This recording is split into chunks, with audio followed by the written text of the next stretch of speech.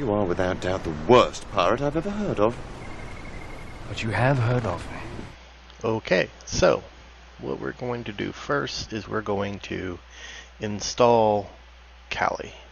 We're going to go to Machine, New, okay, and in here we're just going to say Kali, and we're going to change this to Linux, and of course Ubuntu 16.04, and I'm going to give Kali 4 gigs of RAM, and we're going to create a new hard drive now. And VDI is fine, dynamically allocated. 10 gigs is more than enough. And go to settings, go to system, processor, give it a little horsepower, however many you have. You're going to want to give Kali probably at least 2, if not 4 procs. I personally disable audio, I don't need it. And everything else is relatively fine. So now we're just going to go to storage here. We're going to hit the add or click here, I'm sorry, and then click here and tell it to choose a disk. And I have Kali here, open, okay. And now when we start, Kali should start up. And it may say select a startup disk. You're just going to hit start.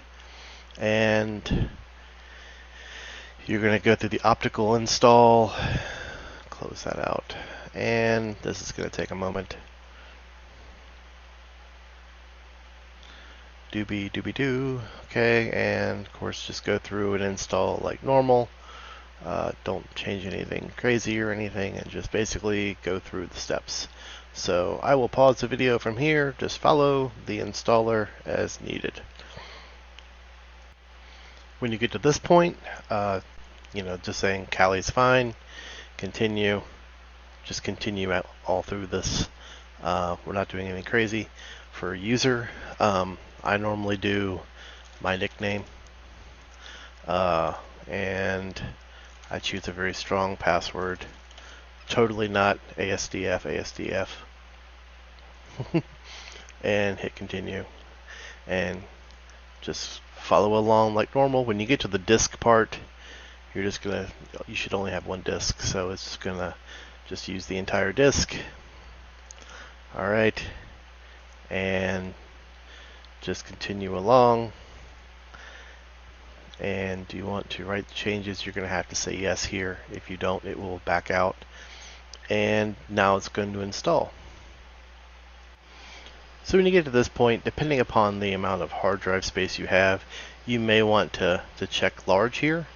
I don't. You don't have to really for this series.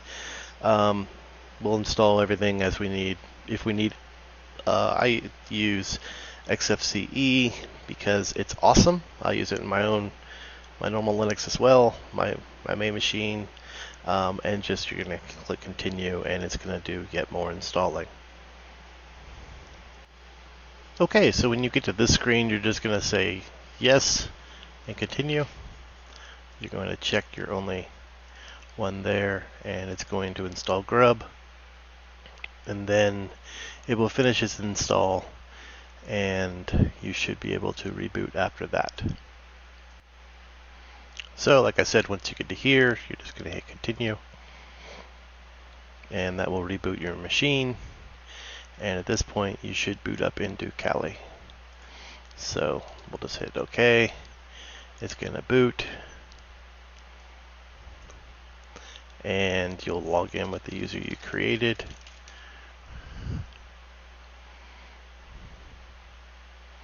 And there you go. You now have Kali installed. You have 2 virtual desktops by default.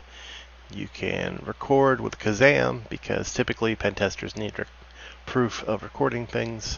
Terminal editor, of course, your normal stuff, and then all of these wonderful tools which are done by category, which is what's awesome. So there's things like password attacks in here, John the Ripper will be using later, and sniffing and spoofing, all these cool things. We will get into all of them, or a good bit of them. There's even some stuff for forensics, which is awesome. bulk extractor being one of the best things ever made in the entire world. But anyway, we will get into a lot of these things, including BAFE and all the fun stuff. Of course, Nmap is also fun. So anyway, to exit out, you simply go to log out and you hit shut down, and life is good. We will now go on to installing Metasploit 2, which is a very different procedure. So what you're going to want to do is go to Machine and New, and go ahead and fill out the fact that it's Linux and it's Ubuntu, and hit, actually, yeah, I think it is 64-bit, I'm not sure. We'll give it 2048, 2 gigs, this should be plenty for this.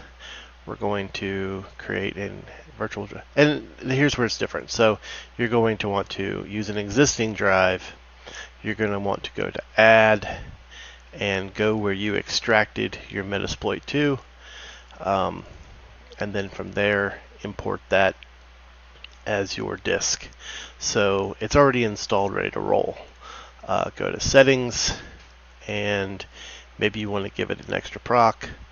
Again, I disable audio. This is the personal preference. Hit OK.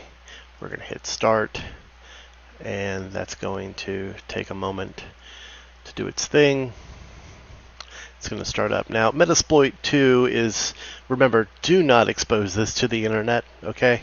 Don't put it on the net unless you really want to get rocked, because this is running, if I'm not mistaken, like Ubuntu 8, not 18 or 24.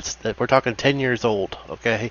Over 10 years old. So your login, as it says right there in the one thing here, it's MSF admin, and now you were logged in.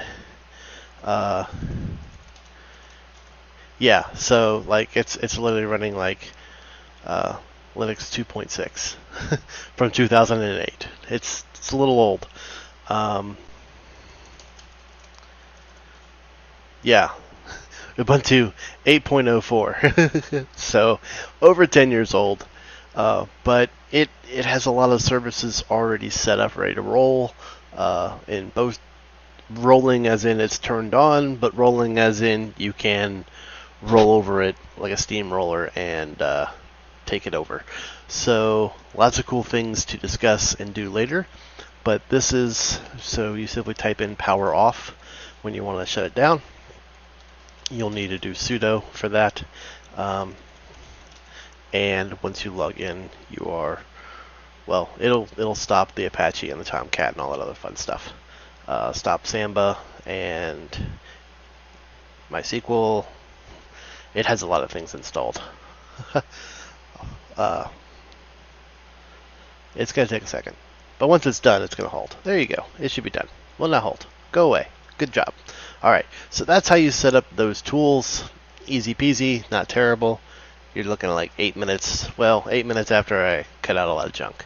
So probably 30 minutes to get it all running in real time, depending upon how fast your machine is. So yeah, that's everything. So now we will get into some cool fun stuff.